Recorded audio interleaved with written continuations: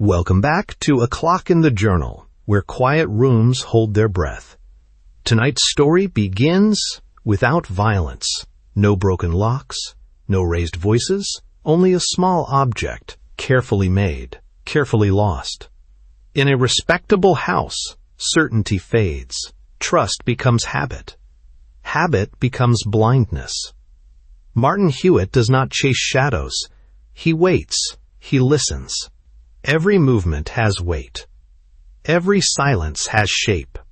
This is a mystery built on order and undone by it. Settle in. Watch the ordinary closely, because what vanishes here was never truly out of sight.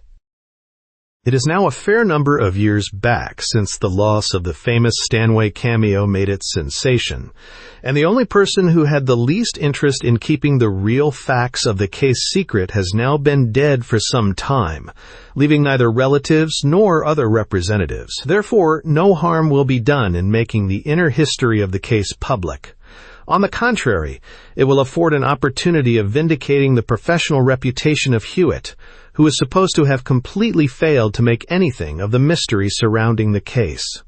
At the present time, connoisseurs in ancient objects of art are often heard regretfully to wonder whether the wonderful cameo, so suddenly discovered and so quickly stolen, will ever again be visible to the public eye.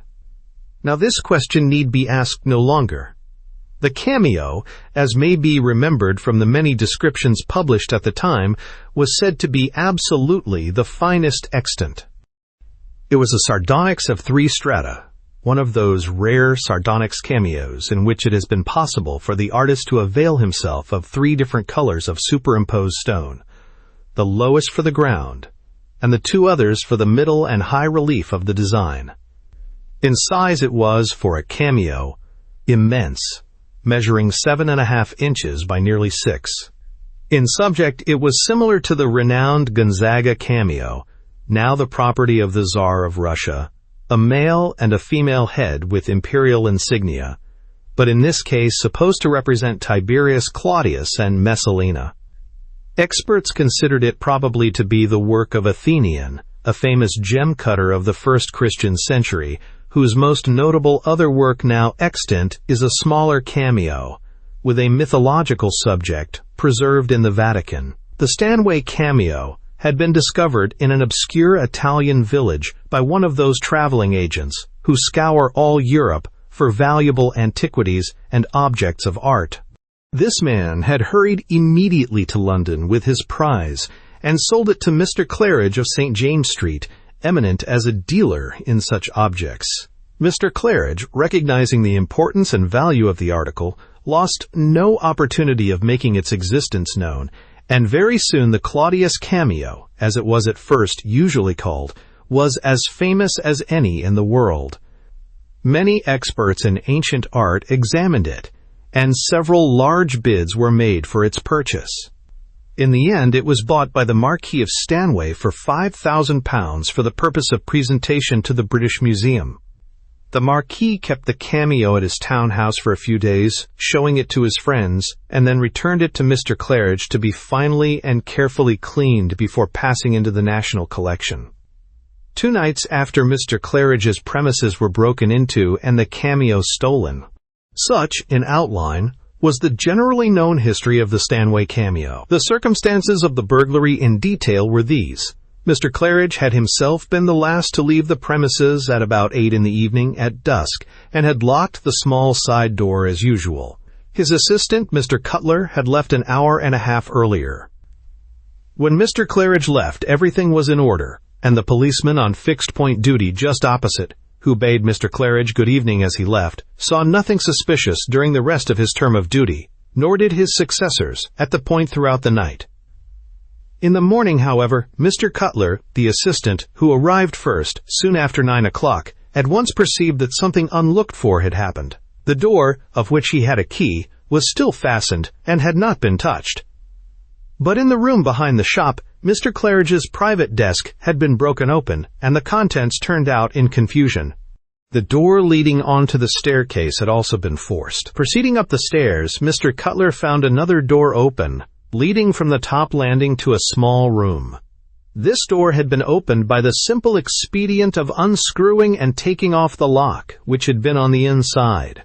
In the ceiling of this room was a trapdoor, and this was 6 or 8 inches open, the edge resting on the half-wrenched-off bolt, which had been torn away when the trap was levered open from the outside. Plainly, then, this was the path of the thief or thieves. Entrance had been made through the trap door, 2 more doors had been opened, and then the desk had been ransacked. Mr. Cutler afterward explained that, at this time, he had no precise idea what had been stolen, and did not know where the cameo had been left on the previous evening. Mr. Claridge had himself undertaken the cleaning, and had been engaged on it, the assistant said, when he left. There was no doubt, however, after Mr. Claridge's arrival at 10 o'clock, the cameo was gone. Mr. Claridge, utterly confounded at his loss, explained incoherently, and with curses on his own carelessness, that he had locked the precious article in his desk on relinquishing work on it the previous evening, feeling rather tired, and not taking the trouble to carry it as far as the safe in another part of the house. The police were sent for at once, of course, and every investigation made, Mr. Claridge offering a reward of £500 for the recovery of the cameo. The affair was scribbled off at large in the earliest editions of the evening papers, and by noon all the world was aware of the extraordinary theft of the Stanway Cameo, and many people were discussing the probabilities of the case, with very indistinct ideas of what a sardonyx cameo precisely was. It was in the afternoon of this day that Lord Stanway called on Martin Hewitt. The Marquis was a tall, upstanding man of spare figure and active habits, well known as a member of learned societies and a great patron of art. He hurried into Hewitt's private room as soon as his name had been announced, and as soon as Hewitt had given him a chair, plunged into business. "Probably you already guess my business with you, Mr. Hewitt. You have seen the early evening papers?" "Just so. Then I needn't tell you again what you already know. My cameo is gone, and I badly want it back. Of course the police are hard at work at Claridge's, but I'm not quite satisfied. I have been there myself for 2 or 3 hours, and can't see that they know any more about it than I do myself. Then, of course, the police, naturally and properly enough from their point of view, look first to find the criminal, regarding the recovery of the property almost as a secondary consideration. Now, from my point of view, the chief consideration is the property. Of course I want the thief caught, if possible, and properly punished. But still more I want the cameo. Certainly, it is a considerable loss. £5,000. Ah, but don't misunderstand me. It isn't the monetary value of the thing that I regret. As a matter of fact, I am indemnified for that already. Claridge has behaved most honorably, more than honorably. Indeed, the first intimation I had of the loss was a check from him for £5,000, with a letter assuring me that the restoration to me of the amount I had paid was the least he could do to repair the result of what he called his unpardonable carelessness. Legally, I'm not sure that I could demand anything of him, unless I could prove very flagrant neglect indeed to guard against theft. "Then I take it, Lord Stanway," Hewitt observed, "that you much prefer the cameo to the money?" "Certainly, else I should never have been willing to pay the money for the cameo. It was an enormous price, perhaps much above the market value, even for such a valuable thing, but I was particularly anxious that it should not go out of the country. Our public collections here are not so fortunate as they should be in the possession of the very finest examples of that class of work. In short, I had determined on the cameo, and fortunately happened to be able to carry out determinations of that sort without regarding an extra £1,000 or so as an obstacle. So that, you see, what I want is not the value, but the thing itself. Indeed, I don't think I can possibly keep the money Claridge has sent me. The affair is more his misfortune than his fault. But I shall say nothing about returning it for a little while. It may possibly have the effect of sharpening everybody in the search." "Just so. Do I understand that you would like me to look into the case independently on your behalf?" "Exactly. I want you, if you can, to approach the matter entirely from my point of view, your sole object being to find the cameo. Of course, if you happen on the thief as well, so much the better. Perhaps, after all, looking for the one is the same thing as looking for the other. Not always, but usually it is. Of course, Even if they are not together, they certainly have been at one time, and to have one is a very long step toward having the other. Now, to begin with, is anybody suspected? Well, the police are reserved, but I believe the fact is they've nothing to say. Claridge won't admit that he suspects anyone, though he believes that whoever it was must have watched him yesterday evening through the back window of his room, and must have seen him put the cameo away in his desk, because the thief would seem to have gone straight to the place. But I half fancy that in his inner mind he is inclined to suspect one of two people. You see, a robbery of this sort is different from others. That cameo would never be stolen, I imagine, with the view of its being sold. It is much too famous a thing. A man might as well walk about offering to sell the Tower of London.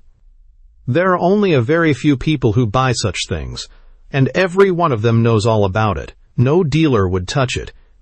He could never even show it, much less sell it, without being called to account, so that it really seems more likely that it has been taken by somebody who wishes to keep it for mere love of the thing, a collector, in fact, who would then have to keep it secretly at home and never let a soul besides himself see it, living in the consciousness that at his death it must be found and this theft known. Unless, indeed, an ordinary vulgar burglar has taken it without knowing its value. That isn't likely, Hewitt replied.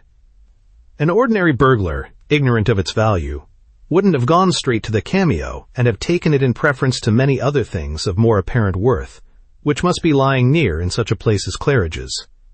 True, I suppose he wouldn't, although the police seem to think that the breaking in is clearly the work of a regular criminal, from the jimmy marks, and so on. Well, but what of the two people you think Mr. Claridge suspects? Of course, I can't say that he does suspect them. I only fancied from his tone that it might be possible. He himself insists that he can't, in justice, suspect anybody.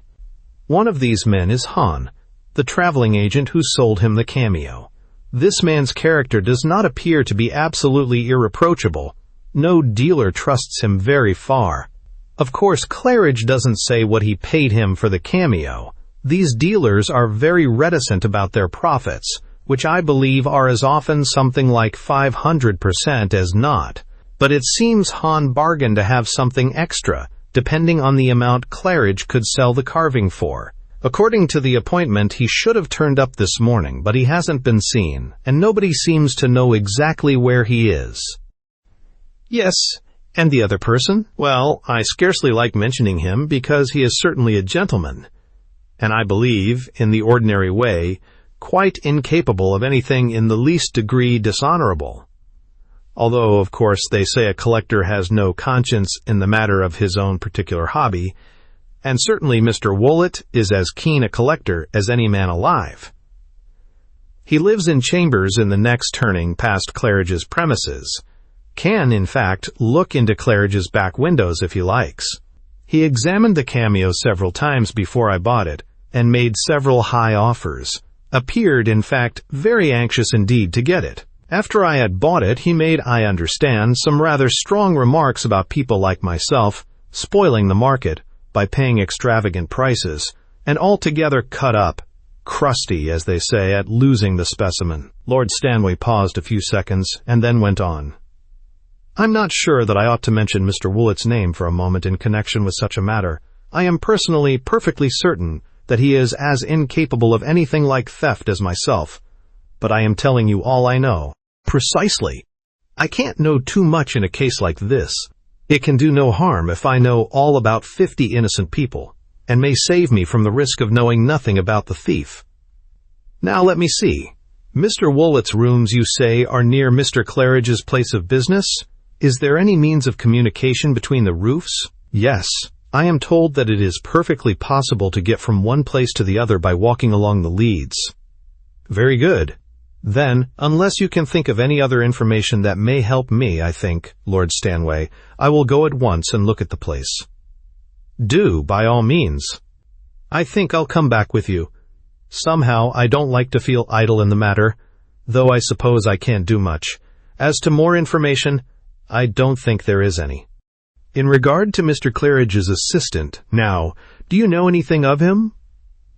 Only that he has always seemed a very civil and decent sort of man. Honest, I should say, or Claridge wouldn't have kept him so many years. There are a good many valuable things about at Claridge's.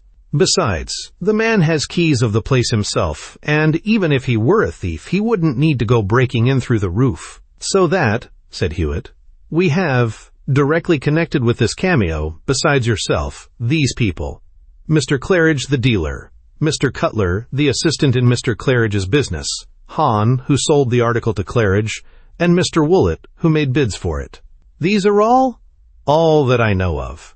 Other gentlemen made bids, I believe, but I don't know them. Take these people in their order. Mr. Claridge is out of the question, as a dealer with a reputation to keep up would be, even if he hadn't immediately sent you this £5,000, more than the market value, I understand, of the cameo. The assistant is a reputable man against whom nothing is known, who would never need to break in, and who must understand his business well enough to know that he could never attempt to sell the missing stone without instant detection. Hahn is a man of shady antecedents, probably clever enough to know as well as anybody how to dispose of such plunder, if it be possible to dispose of it at all. Also, Hahn hasn't been to Claridge's today, although he had an appointment to take money. Lastly, Mr. Woollett is a gentleman of the most honorable record, but a perfectly rabid collector, who had made every effort to secure the cameo before you bought it, who, moreover, could have seen Mr. Claridge working in his back room, and who has perfectly easy access to Mr. Claridge's roof. If we find it can't be none of these, then we must look where circumstances indicate. There was unwanted excitement at Mr. Claridge's place when Hewitt and his client arrived. It was a dull old building, and in the windows there was never more show than an odd blue china vase or two, or, mayhap, a few old silver shoe buckles and a curious small sword. 9 men out of 10 would have passed it without a glance, but the 10th at least would probably know it for a place famous through the world, for the number and value of the old and curious objects of art that had passed through it. On this day 2 or 3 loiterers, having heard of the robbery, extracted what gratification they might from staring at nothing between the railings guarding the windows. Within, Mr. Claridge, a brisk, stout, little old man, was talking earnestly to a burly police inspector in uniform, and Mr. Cutler, who had seized the opportunity to attempt amateur detective work on his own account, was groveling perseveringly about the floor, among old porcelain and loose pieces of armor, in the futile hope of finding any clue that the thieves might have considerately dropped. Mr. Claridge came forward eagerly. "The leather case has been found, I am pleased to be able to tell you, Lord Stanway, since you left. Empty, of course?" "Unfortunately, yes. It had evidently been thrown away by the thief behind a chimney stack a roof or 2 away, where the police have found it. But it is a clue, of course." "Ah, then this gentleman will give me his opinion of it," Lord Stanway said, turning to Hewitt. "This, Mr. Claridge, is Mr. Martin Hewitt, who has been kind enough to come with me here at a moment's notice. With the police on the one hand and Mr. Hewitt on the other, we shall certainly recover that cameo, if it is to be recovered, I think." Mr. Claridge bowed, and beamed on Hewitt through his spectacles. "I'm very glad Mr. Hewitt has come," he said. "Indeed, I had already decided to give the police till this time tomorrow, and then, if they had found nothing, to call in Mr. Hewitt myself." Hewitt bowed in his turn and then asked, "Will you let me see the various breakages? I hope they have not been disturbed." "Nothing whatever has been disturbed." "Do exactly as seems best. I need scarcely say that everything here is perfectly at your disposal. You know all the circumstances, of course." "In general, yes." "I suppose I am right in the belief that you have no resident housekeeper?" "No," Claridge replied. "I haven't. I had one housekeeper who sometimes pawned my property in the evening, and then another who used to break my most valuable china, till I could never sleep or take a moment's ease at home for fear my stock was being ruined here. So I gave up resident housekeepers. I felt some confidence in doing it because of the policeman who is always on duty opposite." "Can I see the broken desk?" Mr. Claridge led the way into the room behind the shop. The desk was really a sort of work table, with a lifting top and a lock. The top had been forced roughly open by some instrument which had been pushed in below it and used as a lever, so that the catch of the lock was torn away. Hewitt examined the damaged parts and the marks of the lever, and then looked out at the back window. "There are several windows about here," he remarked, "from which it might be possible to see into this room.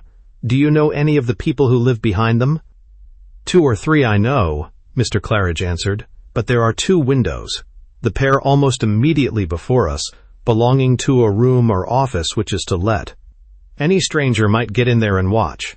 "Do the roofs above any of those windows communicate in any way with yours?" "None of those directly opposite. Those at the left do. You may walk all the way along the leads." "And whose windows are they?" Mr. Claridge hesitated. "Well," he said, "they're Mr. Woolett's, an excellent customer of mine. But he's a gentleman, and, well, I really think it's absurd to suspect him." "In a case like this," Hewitt answered, "one must disregard nothing but the impossible. Somebody, whether Mr. Woolett himself or another person, could possibly have seen into this room from those windows, and equally possibly could have reached this room from that one. Therefore, we must not forget Mr. Woolett. Have any of your neighbors been burgled during the night? I mean that strangers anxious to get at your trapdoor would probably have to begin by getting into some other house close by, so as to reach your roof." "No," Mr. Claridge replied. "There has been nothing of that sort. It was the first thing the police ascertained." Hewitt examined the broken door and then made his way up the stairs with the others. The unscrewed lock of the door of the top back room required little examination. In the room below the trap door was a dusty table on which stood a chair, and at the other side of the table sat Detective Inspector Plummer, whom Hewitt knew very well, and who bade him good day, and then went on with his docket. "This chair and table were found as they are now, I take it?" Hewitt asked. "Yes," said Mr. Claridge. "The thieves, I should think, dropped in through the trap door, after breaking it open, and had to place this chair where it is to be able to climb back." Hewitt scrambled up through the trapway and examined it from the top. The door was hung on long external barn door hinges, and had been forced open in a similar manner to that practiced on the desk. A jimmy had been pushed between the frame and the door near the bolt, and the door had been pried open, the bolt being torn away from the screws in the operation.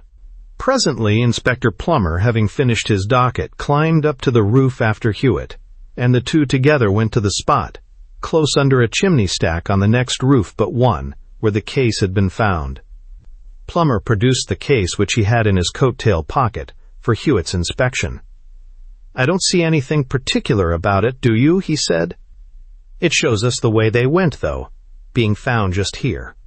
"Well, yes," Hewitt said. "If we kept on in this direction, we should be going toward Mr. Woolett's house, and his trap door, shouldn't we?"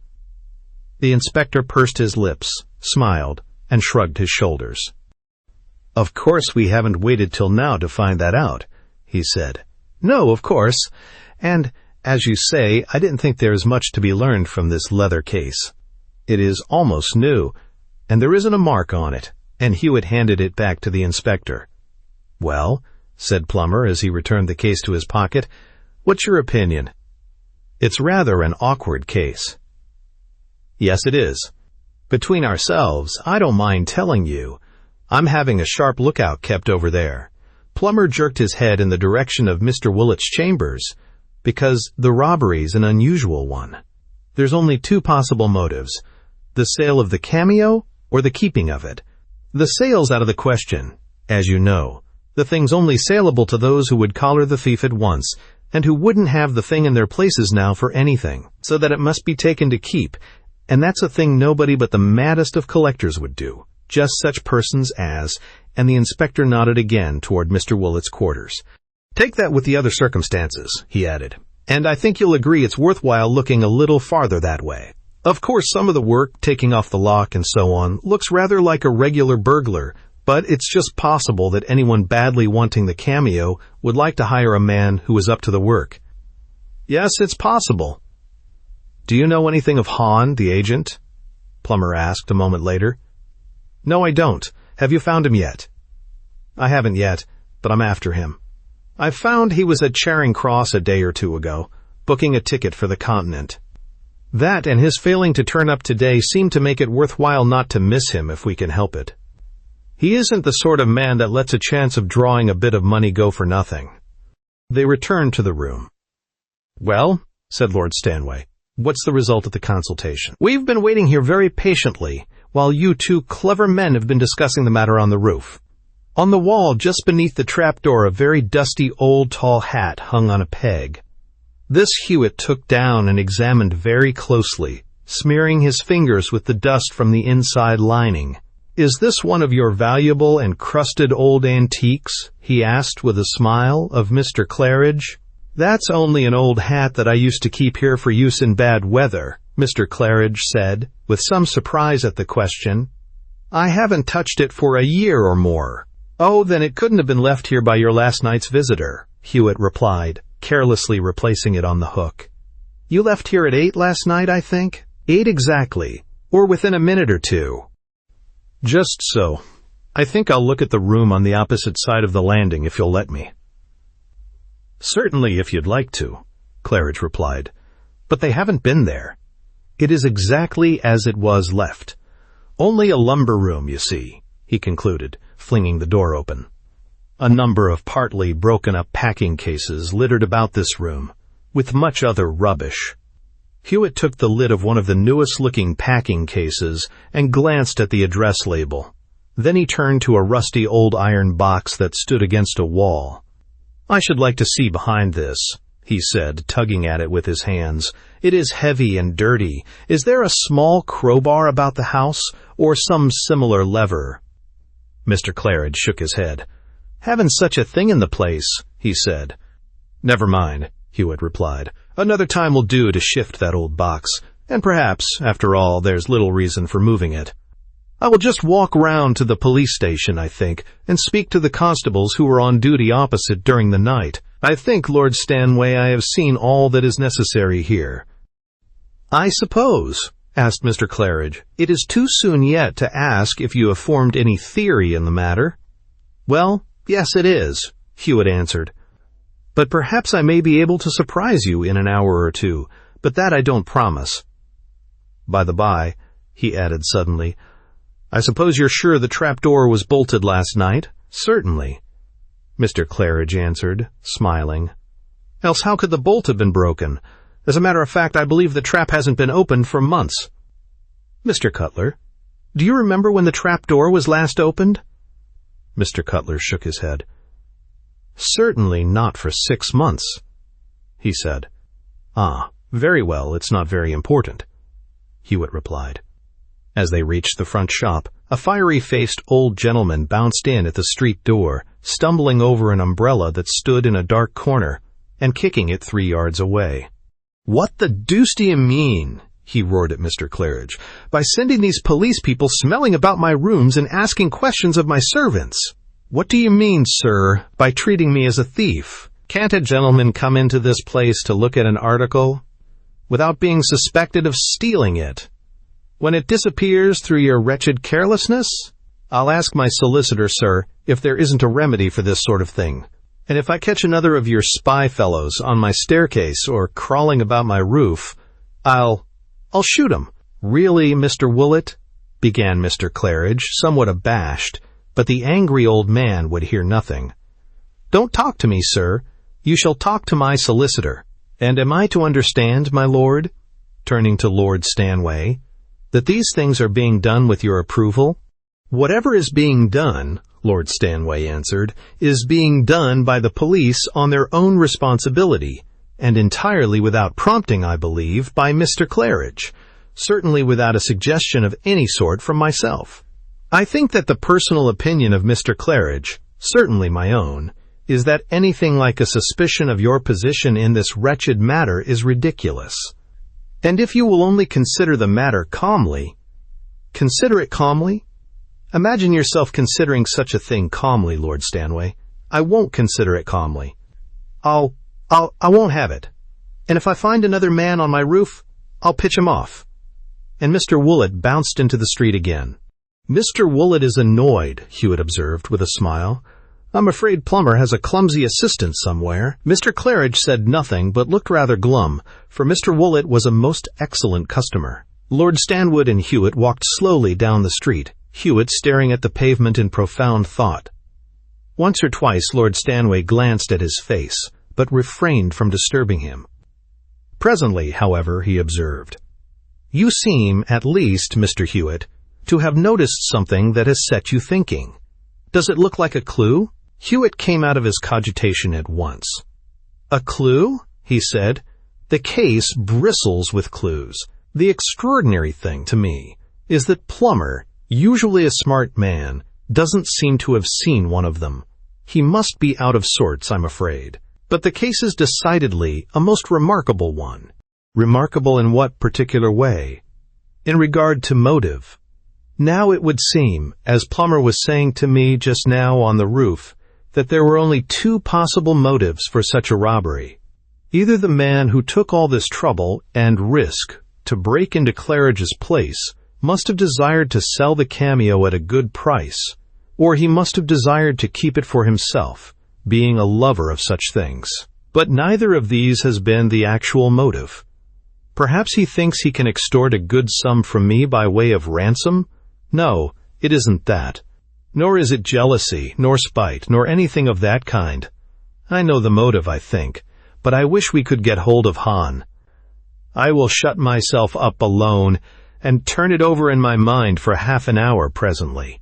Meanwhile, what I want to know is, apart from all your professional subtleties, which I confess I can't understand, can you get back the cameo?" "That," said Hewitt, stopping at the corner of the street, "I am rather afraid I cannot, nor anybody else, but I am pretty sure I know the thief." "Then surely that will lead you to the cameo."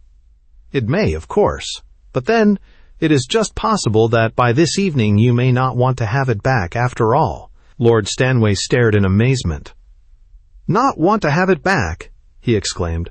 "Why, of course I shall want to have it back." "I don't understand you in the least. You talk in conundrums. Who is the thief you speak of?"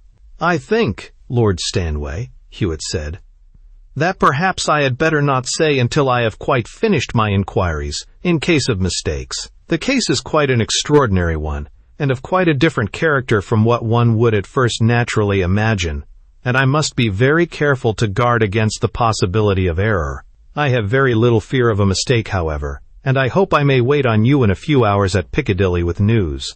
I have only to see the policeman." "Certainly, come whenever you please. But why see the policeman? They have already most positively stated that they saw nothing whatever suspicious in the house or near it." "I shall not ask them anything at all about the house," Hewitt responded. "I shall just have a little chat with them about the weather." And with a smiling bow, he turned away, while Lord Stanway stood and gazed after him, with an expression that implied a suspicion that his special detective was making a fool of him.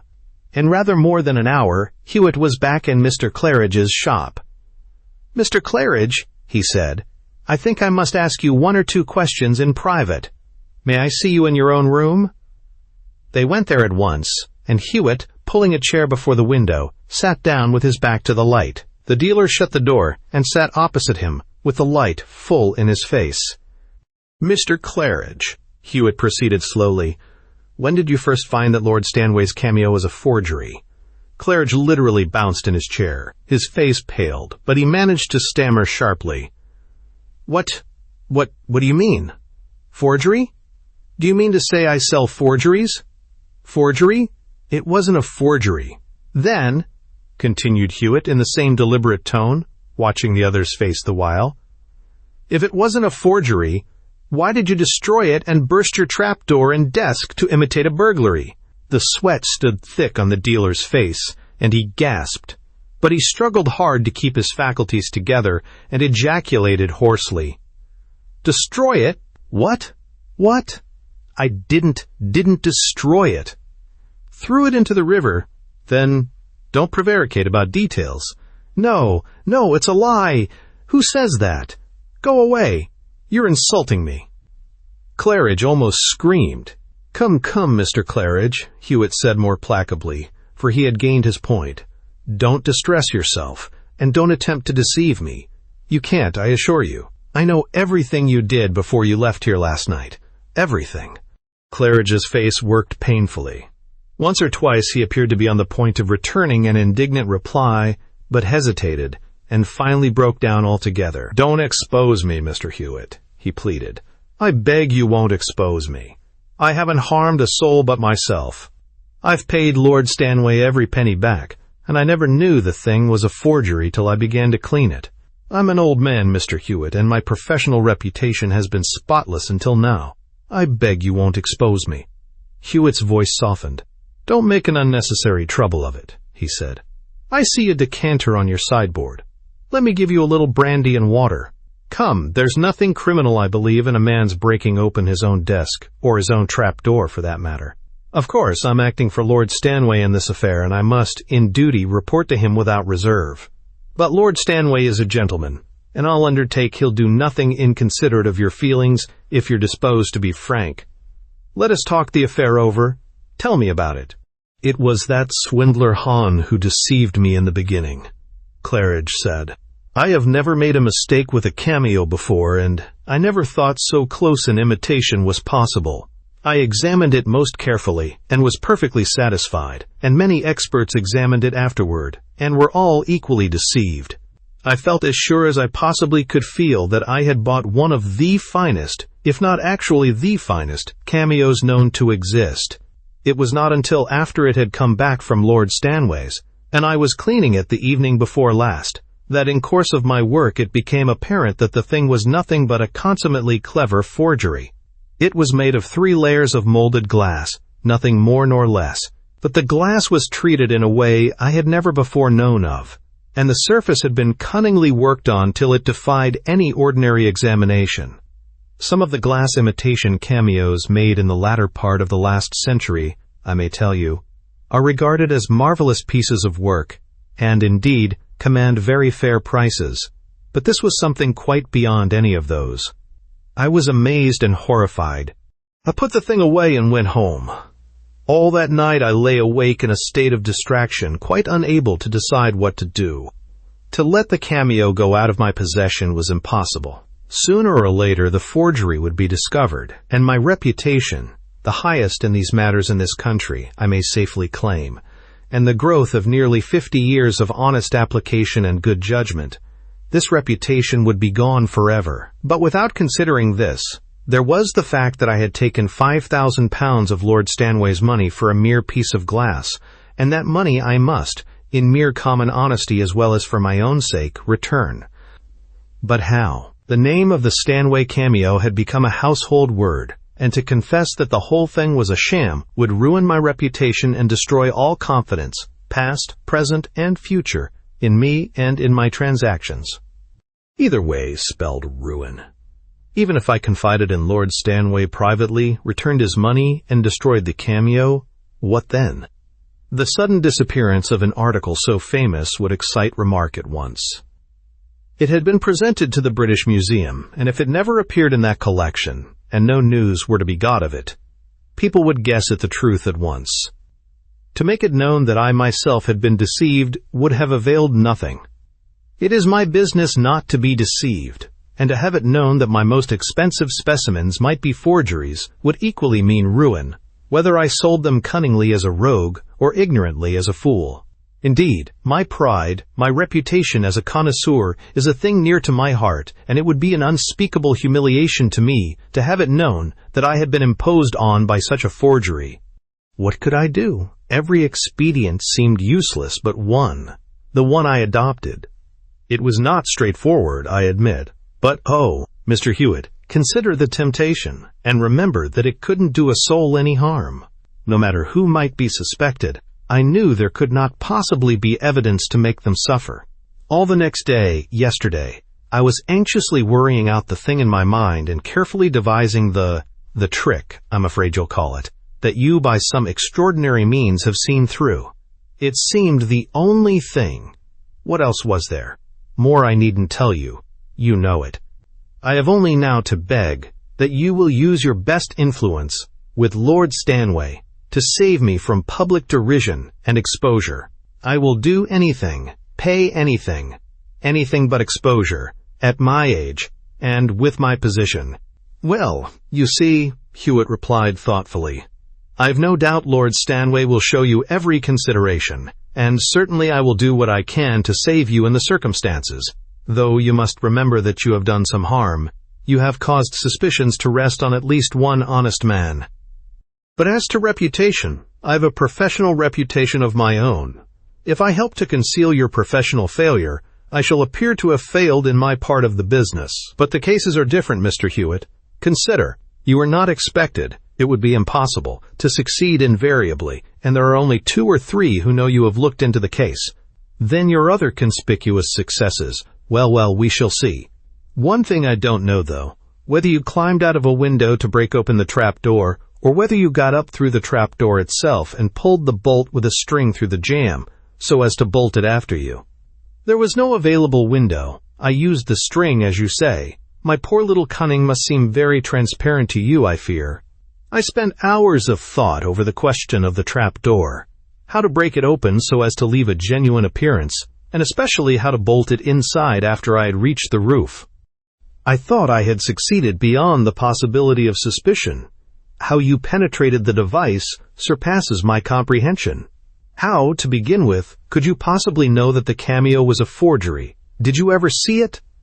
Never. And if I had seen it, I fear I should never have been able to express an opinion on it. I'm not a connoisseur. As a matter of fact, I didn't know that the thing was a forgery in the first place.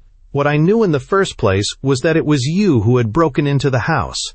It was from that I arrived at the conclusion, after a certain amount of thought, that the cameo must have been forged. Gain was out of the question. You, beyond all men, could never sell the Stanway Cameo again, and besides, you had paid back Lord Stanway's money. I knew enough of your reputation to know that you would never incur the scandal of a great theft at your place for the sake of getting the cameo for yourself, when you might have kept it in the beginning, with no trouble and mystery. Consequently, I had to look for another motive, and at first another motive seemed an impossibility. Why should you wish to take all this trouble to lose £5,000? You had nothing to gain. Perhaps you had something to save, your professional reputation, for instance. Looking at it so, it was plain that you were suppressing the cameo, burking it, since, once taken as you had taken it, it could never come to light again. That suggested the solution of the mystery at once. You had discovered after the sale that the cameo was not genuine. Yes, I see, but you say you began with the knowledge that I broke into the place myself. How did you know that? I cannot imagine a trace. My dear sir, you left traces everywhere. In the first place, it struck me as curious, before I came here, that you had sent off that check for £5,000 to Lord Stanway, an hour or so after the robbery was discovered. It looked so much as though you were sure of the cameo never coming back, and were in a hurry to avert suspicion. Of course, I understood that, so far as I then knew the case, you were the most unlikely person in the world, and that your eagerness to repay Lord Stanway might be the most creditable thing possible. But the point was worth remembering, and I remembered it. When I came here, I saw suspicious indications in many directions, but the conclusive piece of evidence was that old hat hanging below the trapdoor. But I never touched it. I assure you, Mr. Hewitt, I never touched the hat, haven't touched it for months. Of course, if you had touched it, I might never have got the clue, but we'll deal with the hat presently. That wasn't what struck me at first. The trapdoor first took my attention. Consider now. Here was a trapdoor, most insecurely hung on external hinges. The burglar had a screwdriver, for he took off the door lock below with it. Why, then, didn't he take this trap off by the hinges, instead of making a noise and taking longer time and trouble to burst the bolt from its fastenings? And why, if he were a stranger, was he able to plant his jimmy from the outside just exactly opposite the interior bolt? There was only one mark on the frame, and that precisely in the proper place. After that I saw the leather case. It had not been thrown away, or some corner would have shown signs of the fall. It had been put down carefully where it was found. These things, however, were of small importance compared with the hat. The hat, as you know, was exceedingly thick with dust, the accumulation of months. But, on the top side, presented toward the trap door, were a score or so of raindrop marks. That was all. They were new marks, for there was no dust over them. They had merely had time to dry and cake the dust they had fallen on. Now there had been no rain since a sharp shower just after 7 o'clock last night. At that time you, by your own statement, were in the place. You left at 8, and the rain was all over at 10 minutes or a quarter past 7. The trapdoor, you also told me, had not been opened for months. The thing was plain. You or somebody who was here when you were had opened that trapdoor during or just before that shower. I said little then, but went, as soon as I had left, to the police station. There I made perfectly certain that there had been no rain during the night by questioning the policemen who were on duty outside all the time. There had been none. I knew everything. The only other evidence there was pointed with all the rest. There were no rain marks on the leather case. It had been put on the roof as an afterthought when there was no rain. A very poor afterthought, let me tell you, for no thief would throw away a useful case that concealed his booty and protected it from breakage, and throw it away just so as to leave a clue as to what direction he had gone in. I also saw, in the lumber room, a number of packing cases, one with a label dated 2 days back, which had been opened with an iron lever. And yet, when I made an excuse to ask for it, you said there was no such thing in the place. Inference, you didn't want me to compare it with the marks on the desks and doors. That is all, I think. Mr. Claridge looked dolorously down at the floor. I'm afraid, he said, that I took an unsuitable role when I undertook to rely on my wits to deceive men like you. I thought there wasn't a single vulnerable spot in my defense, but you walked calmly through it at the first attempt. Why did I never think of those raindrops? Come, said Hewitt with a smile. That sounds unrepentant. I am going now to Lord Stanway's. If I were you, I think I should apologize to Mr. Woollett in some way. Lord Stanway, who, in the hour or two of reflection left him after parting with Hewitt, had come to the belief that he had employed a man whose mind was not always in order, received Hewitt's story with natural astonishment. For some time he was in doubt as to whether he would be doing right in acquiescing in anything but a straightforward public statement of the facts connected with the disappearance of the cameo, but in the end was persuaded to let the affair drop on receiving an assurance from Mr. Woollett that he unreservedly accepted the apology offered him by Mr. Claridge. As for the latter, he was at least sufficiently punished in loss of money and personal humiliation for his escapade. But the bitterest and last blow he sustained when the unblushing Hahn walked smilingly into his office 2 days later to demand the extra payment agreed on in consideration of the sale. He had been called suddenly away, he exclaimed, on the day he should have come, and hoped his missing the appointment had occasioned no inconvenience. As to the robbery of the cameo, of course he was very sorry, but pishness was pishness, and he would be glad of a check for the sum agreed on. And the unhappy Claridge was obliged to pay it, knowing that the man had swindled him, but unable to open his mouth to say so. The reward remained on offer for a long time. Indeed, it was never publicly withdrawn, I believe, even at the time of Claridge's death. And several intelligent newspapers enlarged upon the fact that an ordinary burglar had completely baffled and defeated the boasted acumen of Mr. Martin Hewitt, the well-known private detective.